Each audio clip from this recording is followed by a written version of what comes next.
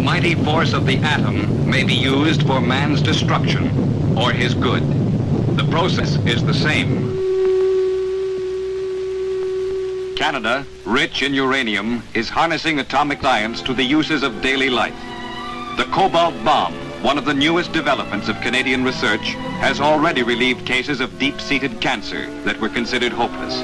Now being used at the Victoria Hospital in London, Ontario, and at the University of Saskatchewan, the Cobalt Bomb's success has brought demands from hospitals and research institutes. Here, 130 miles west of Ottawa, lies the Canada's atomic research. Directing the multi-million-dollar plant are Dr. David Keyes and Dr. W.B. Lewis.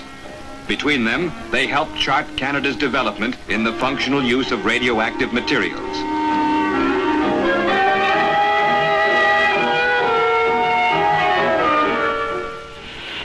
And here, with the noiseless violence of its million exploding atoms, shielded behind concrete 20 feet thick, sits NRX, the pile itself. Its core, a 10-foot tank of heavy water and uranium rods, generates a nuclear energy so tremendous and so deadly that an 80-ton lead conveyor must often be used to remove substances weighing only a few ounces from the pile. Many elements exposed to the pile's fearful blast emerge as radioactive isotopes, which must be handled with great care.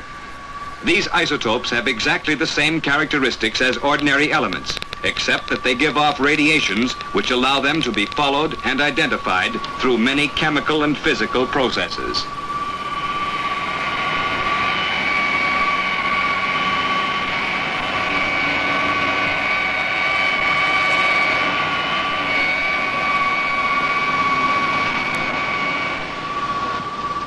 In the Isotope Room, the radioactive elements are tested, cataloged, and readied for shipment. For protection against dangerous radiation, technicians work from behind thick lead walls, handling the isotopes by remote control.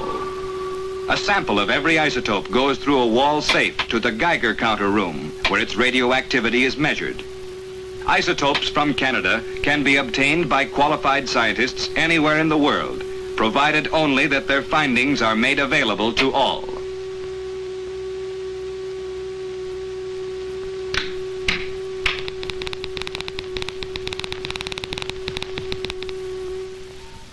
The Geiger Counter is the key to the use of isotopes. It locates and measures the radiation they give off. These radiations, or rays, vary greatly in power. Some isotopes give off only alpha particles, which are so weak a sheet of paper stops them. Others emit beta particles, which require something heavier, like aluminum, to halt them.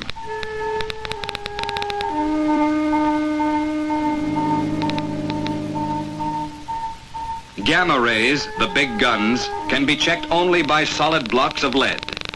The isotope and the Geiger to chart its behavior have revolutionized many fields of research. Medical researchers, for example, have discovered that radioactive iodine not only seeks out overactive thyroid tissue, but immediately sets about destroying the harmful cells. Thanks to this isotope, the difficult basal metabolism test, especially for children and old people, may soon be eliminated. Some doctors think cancer itself may one day be defeated by an isotope for which cancerous tissue has an affinity. Industry, ever on the alert for new ideas, is making wide use of isotopes. A faulty steel casting leaving a factory undetected might break at heavy cost in money and lives. A fragment of radioactive cobalt, only 1/8 of an inch square, gives off rays powerful enough to penetrate a foot of steel. Placed inside a casting with photographic film on the outside, its radiations outline the shape and nature of any invisible defects.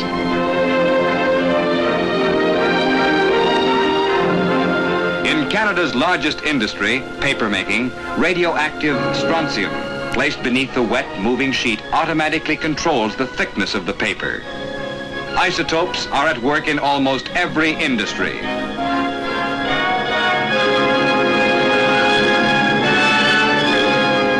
In In medical research, no property of isotopes is more highly valued than their unique ability to take their own portraits. Radioactive phosphorus, fed to rats at the University of Ottawa and McGill, soon turns up in the bones and teeth. Coated with photographic emulsion in the darkroom, slices of the bones print their own images. Such autoradiographs show the extent and direction of new growth in bones and are proving of great value in human surgery. Large-scale experiments with the Geiger counter and isotopes are affecting the lives of the woodsman, the farmer, and of every citizen. Radioactive mosquitoes dumped into a forest pool will be eaten by their natural enemies. Who these enemies are is later indicated by the Geiger counter. Soon we may grow bugs to kill mosquitoes instead of using costly chemicals.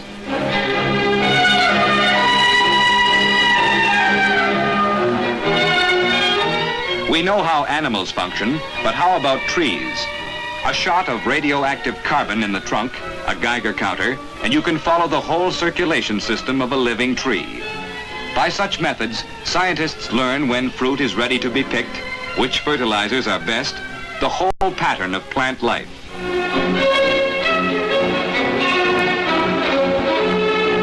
Through constant experimentation with different isotopes and different animals, scientists are broadening the scope of atomic tools.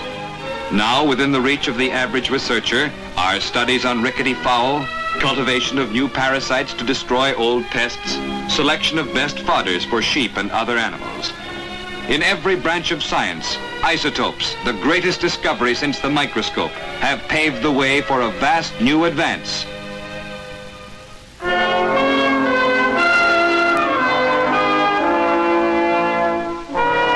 At universities across Canada, students and professors are playing a vital part in the new age, compiling a storehouse of facts on the fundamental structure of the atom. Theirs is the drudgery, the constant trial and error, the tracking down of countless leads, without which no major discovery in science could ever be made. Nuclear research, with many questions still unanswered, is particularly appealing to youth. Top men, instead of being gray-whiskered and forbidding, more often resemble McMaster University's Professor Harry Thode. His specialty is mass spectrometers.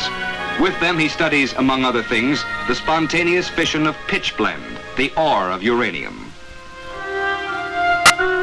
In other universities, British Columbia, Saskatchewan, Queens, young men may have charge of extensive programs of research, often only lightly supervised by veterans like Dr. Joseph Gray. Universities, unable to afford a pile, devise complex machines to do their atom splitting. With names like accelerator, Van de Graaff, synchrotron, betatron, each is tailored to a special aspect of nuclear research.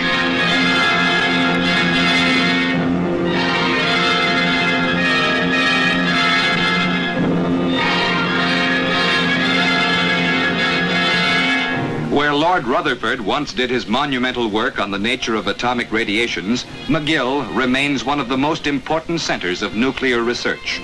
Today, Dr. J.S. Foster carries on the Rutherford tradition. With the aid of their 100 million volt cyclotron, Dr. Foster and his associates have discovered over 25 new isotopes, opened up new avenues for experimentation. Their work, together with the work of other Canadian centers of learning, is the foundation on which Canada's progress in science is being built.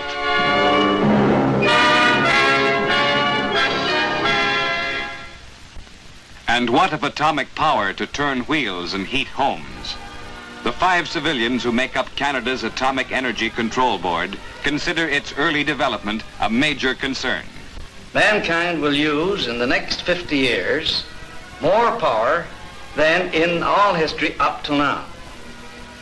The known economic reserves of coal, oil, and other fuels cannot meet this demand. But there is abundant energy in the atom if it can be tapped. This is our problem. We are confident it will be solved. With any luck and a world mercifully at peace, atomic energy may contribute to a prosperity undreamed of today.